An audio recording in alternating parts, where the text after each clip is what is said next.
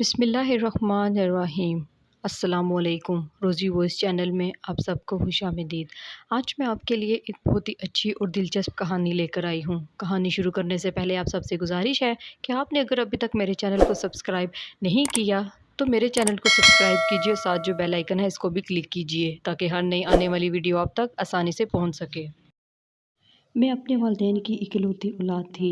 میری والدہ مجھ سے بہت محبت کرتی تھی۔ میرے والد دو ہی بھائی تھے اور ایک ہی گھر میں رہتے تھے۔ میرے چچا کی ایک بیٹی اور دو بیٹے تھے۔ ہم جوائنٹ فیملی میں رہتے تھے۔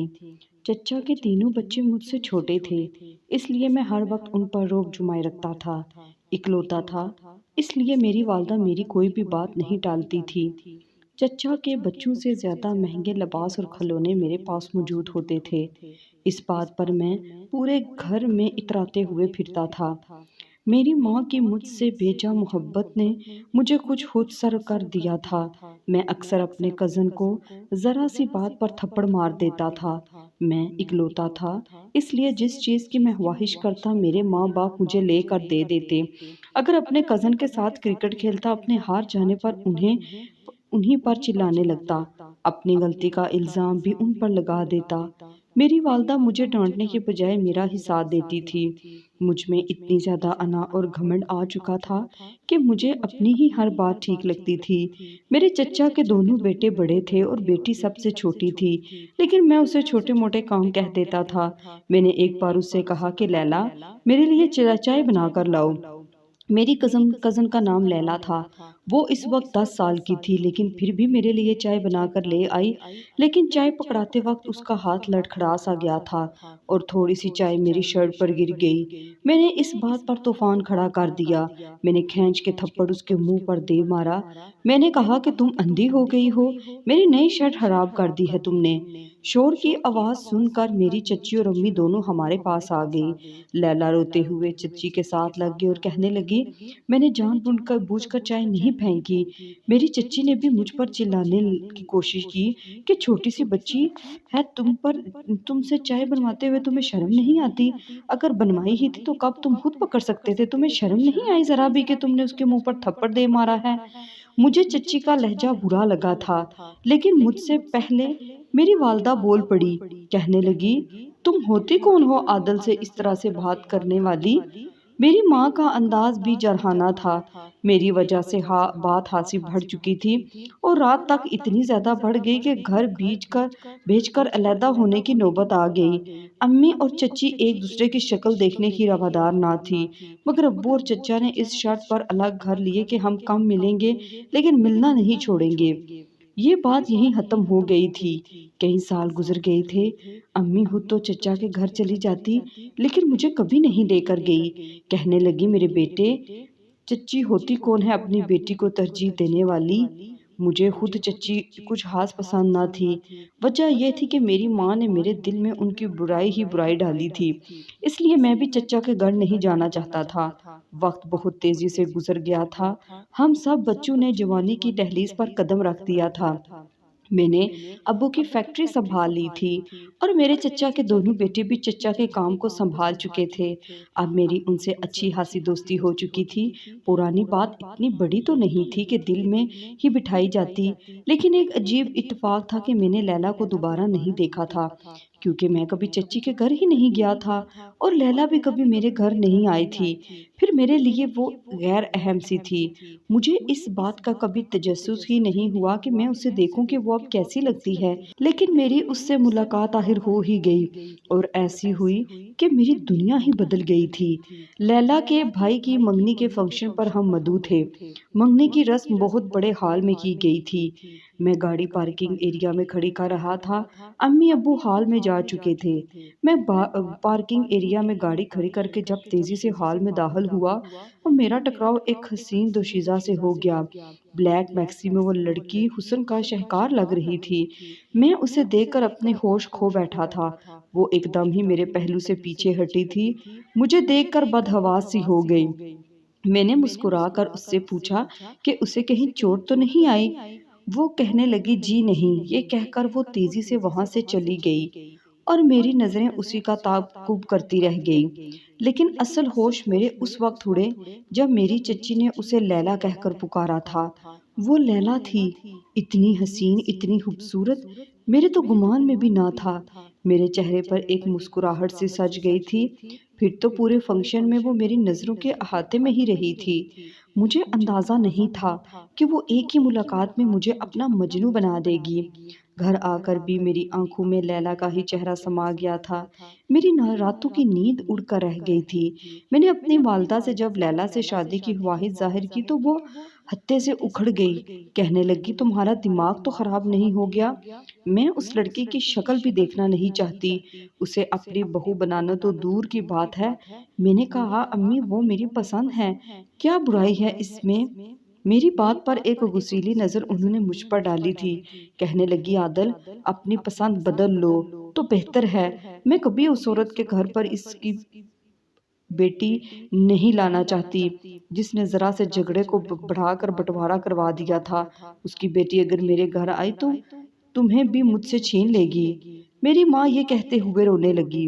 اس وقت تو میں چپ ہو گیا، لیکن میرا دل میرے اختیار میں نہیں رہا تھا۔ لیلا کی محبت کا اسیر ہو چکا تھا۔ میں نے اپنی والدہ سے وعدہ کر لیا کہ اگر وہ میری شادی لیلا سے کروا دے تو وہ جو کہیں گی میں کروں گا، انکار نہیں کروں گا۔ میری اس شرط کا وعدہ میری ماں نے مجھ سے لیا تھا، لیکن جب میرا رشتہ لیلا کے لیے لینے گئے چچی نے صاف انکار کر دیا۔ کہنے لگی لیلا کا رشتہ اس کے ماموں نے پہلے ہی مانگ لیا ہے اور ہم ہاں کر چکے ہیں۔ میری ماں نے بڑے خوش ہوتے ہوئے مجھے یہ خبر سنائی تھی، لیکن میں لیلا کی محبت میں بہت زیادہ آگے نکل چکا تھا، اس لیے اگلی صبح میں اسے راستے میں کھڑا ہو گیا جہاں سے لیلا کالج جاتی تھی۔ جیسے ہی وہ کالج کے لیے نکلی میں نے اپنی گاڑی اس کے سامنے کھڑی کر دی اور اسے کہنے لگا گاڑی میں بیٹھو، مجھے تم سے بات کرنی ہے۔ وہ بہت نروس سی کھڑی تھی۔ میں نے کہا لیلا گاڑی میں بیٹھو، میں کوئی غیر نہیں ہوں، تمہارا کزن ہوں، مجھے تم سے بات کرنی ہے۔ وہ کچھ تذبذب کا شکار تھی، لیکن میرے ساتھ گاڑی میں بیٹھ گئی۔ میں نے گاڑی آگے بڑھا دی اور اس سے کہا کہ وہ اپنے ماموں زاد سے رشتے پر انکار کر دے، کیونکہ میں اس سے محبت کرتا ہوں اور اس سے شادی کرنا چاہتا ہوں۔ میری بات سن کر وہ کہنے لگی وہ ایسا کچھ نہیں کرے گی، وہ وہیں شادی کرے گی جہاں اس کے والدین چاہتے ہیں۔ میں نے اسے بہت پیار سے سمجھانا چاہا کہ میں اسے پسند کرنے لگا ہوں، اسے بہت خوش رکھوں گا، لیکن وہ نہیں مانی۔ میرے پاس بس ایک ہی راستہ بچا تھا، میں اسے اغوا کی دھمکی دوں اور اسے اپنے ایک دوست کے فلیٹ میں لے جاؤں، اور میں نے ایسا ہی کیا۔ آج تک میں نے جس چیز کو پسند کیا تھا اسے لازمی حاصل کیا تھا۔ پھر لیلا تو میری محبت تھی، میرا جنون بن گئی تھی۔ میرا دوست اس فلیٹ میں اکیلا رہتا تھا۔ میں نے لیلا کو ایک کمرے میں بند کیا اور اپنے دوست سے نکاح ہاں کا بندوبست کرنے کو کہا۔ لیلا سے میں نے صاف کہہ دیا تھا کہ جب تک وہ مجھ سے نکاح نہیں کرے گی اسے اس کے گھر چھوڑ کر نہیں آؤں گا۔ وہ روتی رہی، میری منت سماج کرتی رہی، لیکن میں نے اس کی ایک نہ سنی تھی۔ مجبوراً اسے مجھ سے نکاح کرنا پڑا۔ نکاح ہوتے ہی میں اسے اس کے گھر چھوڑنے چلا گیا۔ اب مجھے کسی کی کوئی پرواہ نہ تھی، وہ میری منکوہا بن چکی تھی۔ میں اسے اس کے گھر لے گیا۔ دروازہ چچی نے ہی کھولا تھا۔ لیلا کو میرے ساتھ دیکھ کر وہ دنگ رہ گئی تھی۔ لیلا روتے ہوئے اپنی ماں کے گلے لگ کر بتا رہی تھی کہ میں نے کیسے اس سے زبردستی نکاح کیا ہے۔ میں نے چچی سے کہا کہ اب کل میری والدہ دوبارہ میرا رشتہ لائیں گی، بہتر ہے کہ آپ عزت سے اسے میرے ساتھ رخصت کر دیجیے گا، ورنہ وہ میری بیوی بن چکی ہے، میں جب چاہے اسے اپنے ساتھ لے جا سکتا ہوں۔ میری بات میری چچی نے بے جان وجود کے ساتھ سنی تھی، لیکن جب یہ بات میں نے اپنے والدین کو بتائی تو میرے والد نے میرے منہ پر تھپڑ مارا تھا۔ کہنے لگے تم نے یہ گھٹیا قدم کیسے اٹھا لیا؟ میں سوچ بھی نہیں سکتا کہ تم ایسا کچھ کر سکتے ہو۔ میری والدہ بھی غصے سے بھری بیٹھی تھی، کہنے لگی طلاق دو اسے، ہم ایسی شادی کو نہیں مانتے۔ میں نے کہا امی آپ نے آج تک مجھے میری من پسند چیز لے کر دی ہے، مجھ سے برداشت نہیں ہے کہ جسے میں پسند کر لوں اسے کوئی مجھ سے چھین لے۔ اگر آپ نے کوئی بھی رکاوٹ ڈالنے کی کوشش کی تو میں اسے الگ گھر میں لے جاؤں گا، لیکن اسے کبھی بھی چھوڑوں گا نہیں، ہرگز نہیں چھوڑوں گا۔ میں جانتا تھا کہ میں اپنی والدہ کی سب سے بڑی کمزوری ہوں، وہ مجھے الگ کبھی نہیں ہونے دیں گی، اس لیے وہ میرے سامنے ہار مان گئی۔ میری شادی پر بس میں بہت خوش تھا۔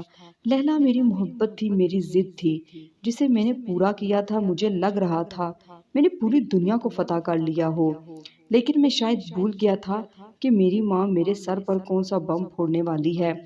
شادی کے بعد جب لیلا میری ہمراہی کمرے میں جانے لگی تو میری والدہ نے کہا کہ عادل، لیلا کو کمرے میں جانے دو، تم میری بات سنو۔ لیلا کمرے میں چلی گئی، میں امی کے ساتھ لاؤنج میں ہی بیٹھ گیا۔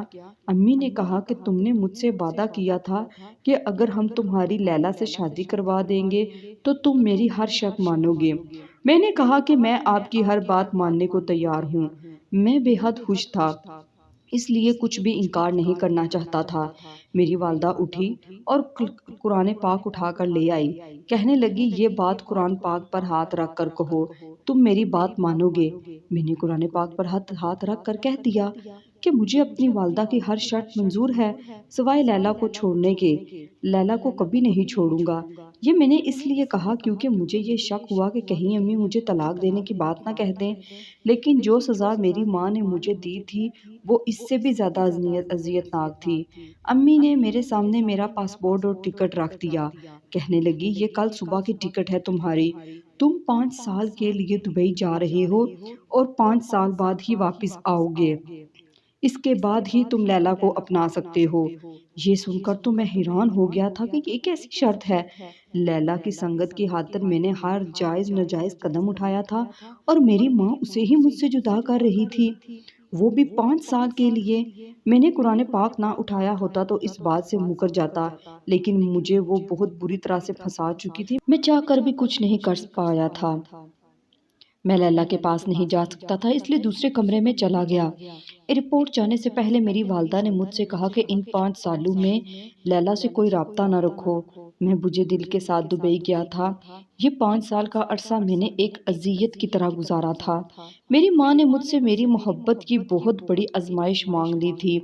لیلا کی یاد جب شدت اختیار کر جاتی تو میں بے کل سا ہو کر رونے لگتا۔ میرے اندر کی اکڑ ضد سب کچھ وقت کے ساتھ ساتھ ختم ہونے لگا تھا۔ ہر دل لیلا کی آہار پار ہر لیلا کی آواز سننے کی دھائیاں دیتا تھا کہ تمہاری بیوی ہے، وہ تم نے اس سے محبت کی، اس کی آواز تو سن سکتے ہو۔ لیکن میری آنکھوں کے سامنے قرآن پاک آنے لگتا جس کی میں نے قسم کھائی تھی۔ مجھے اپنی پل پل کی اذیت کا یہ ایک حل ملا تھا کہ میں نے قرآن پاک پڑھنا شروع کر دیا۔ میں نے شاید 10 سال بعد قرآن پاک کھولا تھا، اس لیے پڑھتے ہوئے میں بہت اٹک رہا تھا۔ اس کے بعد میں روز قرآن پاک پڑھنے لگا۔ آہستہ آہستہ میں نماز کا بھی پابند ہونے لگا اور لمبے لمبے سجدوں میں روتے ہوئے اپنے لیے سکون مانگتا تھا، اپنی بیوی کی خیریت مانگتا۔ جب بھی پاکستان فون کرتا اپنی ماں سے لیلا کی خیریت ضرور دریافت کرتا تھا۔ وہ کہتی کہ وہ ٹھیک ہے۔ اس وقت میرے آنسو بہہ رہے ہوتے تھے۔ نماز اور قرآن پاک نے میرے اندر کے انسان کو بدل کے رکھ دیا تھا۔ میں اب ضدی اور کھنڈی عادل نہیں رہا تھا۔ نماز اور سجدوں نے مجھے عاجزی سکھا دی تھی۔ جب میں 5 سال بعد پاکستان لوٹا تھا، میرے بیگ میں سب سے زیادہ تحائف لیلا کے لیے تھے۔ جب میں ایئرپورٹ پر پہنچا تب بھی میری نظریں لیلا کی متلاشی تھی۔ آج نہ تو میرے دل کو قرار تھا نہ میری بے چین نظروں کو سکون۔ بس میرا جی چاہا کہ جلد از جلد لیلا میرے سامنے آ جائے تاکہ 5 سال سے میری بےتاب نظریں اسے دیکھ کر سیراب ہو سکیں۔ امی ابو ہی مجھے ایئرپورٹ پر لینے آئے تھے۔ امی میرے گلے لگ کر رونے لگی، میں بھی اب دیدہ ہو گیا تھا۔ گھر جاتے ہوئے گاڑی میں نے پوچھا کہ لیلا مجھے کیوں لینے نہیں آئی؟ کیا گھر پر میرا انتظار کر رہی ہے؟ میری بات پر والدہ نے نظریں چرائی، کہنے لگی گھر چلو تمہیں سب پتہ چل جائے گا۔ میں نے دل میں سوچا کہ شاید میری ماں لیلا سے لڑی ہوگی اس لیے ایسے کہہ رہی ہیں۔ گھر پہنچ کر تو ایک قیامت میرے لیے تیار کھڑی تھی۔ امی کہنے لگی تمہاری بیوی کو اپنی ماں سے محبت تھی، اکثر وہ شخص رات کے اندھیرے میں ہمارے گھر پر لیلا سے ملنے آتا تھا۔ ایک دن میری والدہ نے انہیں رنگے ہاتھوں پکڑ لیا تو وہ اسی کزن کے ساتھ بھاگ گئی اور اس کا کزن اسے دوسرے ملک لے گیا ہے۔ یہ سن کر میں دھارے مار مار کے رویا تھا کہ جس لڑکی کی محبت میں نے 5 سال کی اذیت گزاری، جس سے ملنے کی تڑپ میں نے کبھی کسی دوسری لڑکی کی جانب نہیں دیکھا، جس کی خاطر خود کو بدل کر رکھ دیا، وہ میرے نکاح میں ہوتے ہوئے کیسے کسی غیر کے ساتھ جا سکتی ہے؟ میں یہ صدمہ سہ نہیں پایا تھا۔ 2 ماہ میں بیمار بستر پر پڑا رہا، لیکن وقت شاہد سب زخموں کو بھر دیتا ہے۔ آہستہ آہستہ میں بھی زندگی کی جانب لوٹ آیا تھا۔ میرے چچا چچی اپنے بچوں سمیت سعودیہ شفٹ ہو چکے تھے۔ میرے والد بیمار رہنے لگے تھے۔ والدہ نے مجھ سے روتے ہوئے کہا کہ میں دوسری شادی کر لوں۔ میں نے بھی انکار نہیں کیا، کیونکہ اس بے وفا کی خاطر میں بس ایک مر تو نہیں جا سکتا تھا نا۔ مجھے بھی اس وقت ایک ساتھی اور ہمدرد کی ضرورت تھی۔ رانیہ بہت اچھی بیوی ثابت ہوئی تھی، لیکن میرے دل میں جگہ نہیں بنا پا رہی تھی۔ اب بھی میرا دل لیلا کے لیے تڑپتا تھا۔ میری شادی کو 1 سال ہی گزرا تھا کہ ایک دن میں اپنی بیوی کے ساتھ شاپنگ کر رہا تھا کہ ایک فقیرنی نے میری شرٹ پکڑ کر کھینچی اور کہنے لگی، اللہ کے نام پر مجھے روٹی دے دو، 2 دن سے بھوکی ہوں۔ میں نے جیسے ہی پلٹ کر دیکھا اور آنکھیں چپکنا بھول گیا۔ بکھڑے اجڑے بالوں اور میلے کچیلے کپڑوں میں بھی اسے چہرے کو نہیں بھول سکتا تھا۔ وہ تو میری لیلا تھی، میری محبت، میری بیوی۔ میں نے اس سے کہا، لیلا تم اس حال میں کیسے پہنچی؟ وہ میرے کسی سوال کا جواب نہیں دے رہی تھی، بس مجھے حالی حالی آنکھوں سے دیکھ رہی تھی۔ کہنے لگی، بھوک لگی ہے، مجھے روٹی دے دو۔ مجھے لگا جیسے وہ ذہنی طور پر ٹھیک نہیں ہے۔ میری دوسری بیوی مجھ سے لیلا کے بارے میں پوچھنے لگی۔ میں نے اسے کوئی جواب نہ دیا اور لیلا کو وہاں سے لے کر ایک مینٹل ڈاکٹر کے پاس چلا گیا۔ وہ لیلا کا چیک اپ کر کے بولے کہ اسے مینٹلی بہت زیادہ ٹارچر کیا گیا ہے، جس سے یہ نیند پاگل ہو چکی ہیں، لیکن ذرا سے علاج اور توجہ سے وہ ٹھیک ہو سکتی ہے۔ میں اب سب کچھ چھوڑ کر لیلا کا خیال رکھنے لگا تھا۔ دم بھر اسی کے ساتھ رہتا، اس سے پوچھتا کہ اس کا یہ حال کس نے کیا ہے، لیکن وہ کچھ نہیں کہتی، بس ایک چپ تھی جو اس کے لبوں پر رہتی تھی۔ اس کی آنکھوں سے آنسو جاری رہتے تھے، جو میرے اندر ادھم سی مچانے لگے تھے۔ میں دن رات اس کے پاس رہتا، میں اپنی پوری شدت سے اسے ہوش میں لانے کی کوشش کر رہا تھا۔ اس کی آنکھوں میں آنسو دیکھ کر، اس کی سسکیاں سن کر میرے اندر آگ سی لگ جاتی تھی۔ رات دیر جب میں گھر پہنچتا تو میری والدہ مجھ سے غصہ ہونے لگتی کہ تم اس بے وفا پاگل بیوی کی خاطر اپنی زندگی برباد کیوں کر رہے ہو؟ رانیہ مجھ سے الگ شکوے کرنے لگتی۔ امی سے کہنے لگا، مجھے سچ جاننا ہے، جس دن وہ مجھے سچ بتا دیں گی اسی دن فیصلہ کروں گا کہ مجھے کس کے ساتھ زندگی گزارنی ہے۔ میری بات سن کر میری والدہ کے چہرے کی رنگت اڑ گئی تھی۔ میں روز لیلا سے یہی سوال کرتا، اسے اپنے ہاتھوں سے کھانا کھلاتا۔ میری توجہ کا ایک دن وہ میرے سینے سے لگ کر رونے لگی اور میری توجہ کا ہر اثر ہو ہی گیا۔ کہنے لگی، عادل مجھے چھوڑ دو، مجھے طلاق دے دو، تائی اماں مجھے تمہارے ساتھ کبھی نہیں رہنے دیں گی، تم مجھے کیوں چھوڑ کر گئے تھے؟ آج شاید اس کے صبر کا پیمانہ بھی لبریز ہو چکا تھا۔ میں نے کہا، امی نے مجھے تم سے محبت کرنے کی سزا دی تھی۔ میرے آنسو بھی بہہ رہے تھے۔ میں نے اسے بتا دیا کہ کیسے امی نے قرآن پاک پر ہاتھ رکھوا کر مجھ سے قسم لی تھی۔ وہ روتے ہوئے کہنے لگے کہ تم نے مجھ سے محبت کی تھی نا، اماں نے تمہیں دبئی بھیج کر مجھے اس جرم کی سزا دی، میں نے کیا ہی نہیں تھا جو۔ تمہارے جانے کے 1 ماہ بعد میرے گھر والے سعودیہ شفٹ ہو گئے۔ اس کے بعد تائی اماں نے مجھ پر ظلم کے پہاڑ توڑ ڈالے تھے۔ وہ مجھ سے سارے گھر کا کام کرواتی، مجھے مارتی پیٹتی، کہتی، تم نے اپنے حسن کے جال میں میرے بیٹے کو پھنسایا ہے، میں تمہارا یہ حسین چہرہ ہی بگاڑ دوں گی۔ پھر وہ روتے ہوئے مجھے اپنا جلا ہوا رخسار دکھانے لگی، کہنے لگی، تائی اماں نے میرے چہرے کو جلا دیا۔ عادل اس کے دائیں رخسار پر جلے ہوئے زخم کا نشان دیکھ رہا تھا۔ میری ماں اس قدر شفاف بھی ہو سکتی تھی، میں نے سوچا بھی نہیں تھا۔ وہ کہنے لگی کہ تایا ابو نے جب تائی اماں سے کہا وہ تمہیں بتا دیں گی تو تائی اماں خود کو مارنے پیٹنے لگتی اور کہنے لگی، اگر عادل سے کچھ بھی کہا تو میں خود کو ختم کر لوں گی۔ مجھے لیلا سے نفرت ہے، میں اسے اپنے بیٹے کے ساتھ برداشت نہیں کر سکتی۔ میرے تایا بھی چپ ہو گئے۔ اس کے بعد میری تائی نے نہ جانے کس شخص کو رات کو میرے کمرے میں بھیج دیا۔ میں چیختے ہوئے اپنی عزت بچاتے ہوئے کمرے سے نکلی تو مجھ پر بد کرداری کا الزام لگا کر مجھے دھکے دے کر گھر سے باہر نکال دیا۔ میرے ماں باپ بہن بھائی یہاں سے جا چکے تھے، میرا یہاں کوئی نہ تھا۔ ماموں کے گھر گئی اب ماموں کے گھر گئی تو انہوں نے بھی بدنامی کے ڈر سے مجھے گھر سے نکال دیا کہ کہیں میری ساس ان کے بیٹے پر کوئی گھٹیا الزام نہ لگا دیں۔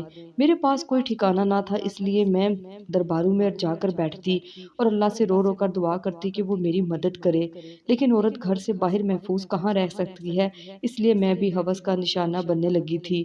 جس کا مجھ پر زور چلتا وہ مجھے اپنی ہوس کا نشانہ بنا کر سڑک کے کنارے پھینک جاتا۔ مجھ سے یہ اذیت سہی نہیں جاتی تھی، اس لیے میں ذہنی طور پر پاگل سی ہو گئی تھی۔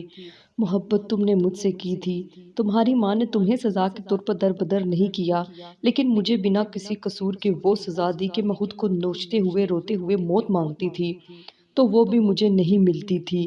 تم نے کیوں مجھ سے زبردستی نکاح کیا تھا؟ کیوں مجھے اپنی والدہ کی مرضی کے خلاف اپنا بنا کر میری زندگی جہنم بنائی تھی؟ عورت اگر اپنی بہو سے نفرت کرنے پر تل جائے تو اسے کہیں کا نہیں چھوڑتی۔ تمہاری ماں نے بھی مجھے برباد کر دیا۔ عادل تمہارا تو پھر سے گھر بس گیا، لیکن میں برباد ہو گئی۔ میں اس کی سسکیوں پر تڑپ کر رہ گیا تھا کہ ظلم میں نے کیا یا میری ماں نے، لیکن میری محبت برباد لیلا کو کر دیا تھا۔ میں نے اسے ایک الگ گھر میں اپنی بیوی کی حیثیت سے رکھا تھا۔ رانیہ کو میں نے یہ کہہ کر طلاق دے دی کہ میں اس کے ساتھ انصاف نہیں کر سکتا۔ ابھی وہ جوان ہے، خوبصورت ہے، اس کی شادی کسی سے بھی ہو سکتی ہے، لیکن میں لیلا کو بے آسرا نہیں چھوڑ سکتا۔ اس کے بعد میں نے اپنی ماں کو کبھی بھی اپنی شکل نہیں دکھائی تھی۔ وہ روتی تھی، کہتی تھی بس مجھ سے ملنے ہی آ جایا کرو، تم میری واحد اولاد ہو۔ پہلے ہی تمہاری جدائی میں نے 5 سال بڑی مشکل سے کاٹے ہیں، لیکن جو کچھ انہوں نے میری غیر موجودگی میں لیلا کے ساتھ کیا تھا وہ فراموش کے قابل نہیں تھا۔ 1 سال لگا تھا لیلا کو ایک نارمل زندگی کی جانب مجھے لاتے ہوئے۔ جس اذیت کو وہ سہ چکی تھی وہ بہت بڑی تھی، اس لیے اب میں اس کا دامن صرف خوشیوں سے ہی بڑھنا چاہتا تھا۔ ٹھیک ہی کہتے ہیں لوگ کہ عورت ہی عورت کا گھر بسنے نہیں دیتی۔ کیا تھا جو میری ماں دل بڑا کر کے لیلا کو قبول کر لیتی تو آج اولاد سے محروم نہ ہوتی۔